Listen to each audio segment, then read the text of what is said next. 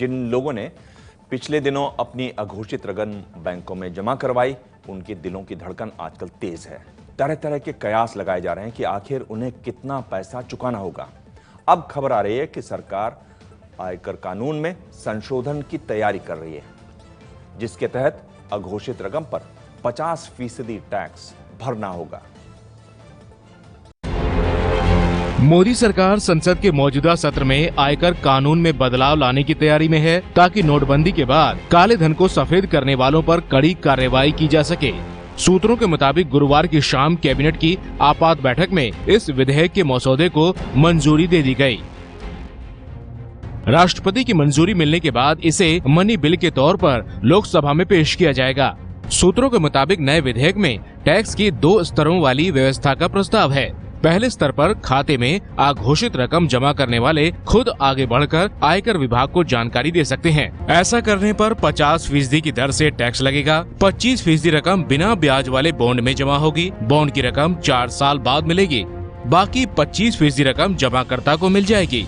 लेकिन अगर किसी ने अपने से खुलासा नहीं किया और आयकर विभाग ने अघोषित आय का पता लगा लिया, तो उस पर 60% टैक्स के अलावा अलग से जुर्माना भी लगेगा। जुर्माना 30% की दर से देना होगा। ये रकम मुख्य रूप से ग्रामीण इलाकों में खर्च की जाएगी, यानी जमाकर्ता को केवल 10% पैसा ही वापस मिलेगा।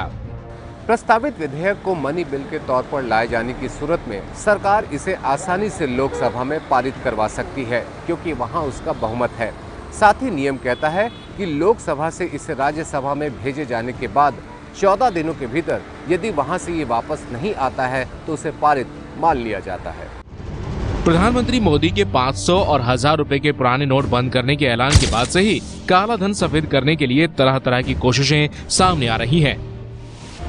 ऐसी कोशिशों के तहत जनधन खातों के इस्तेमाल की आशंका भी जाहिर की जाती रही। 10 से 22 नवंबर तक जनधन खातों में करीब 21,000 करोड़ रुपए जमा कराए गए, जबकि उससे पहले सभी जनधन खातों में जमा कुल रकम 45,000 करोड़ रुपए ही थी।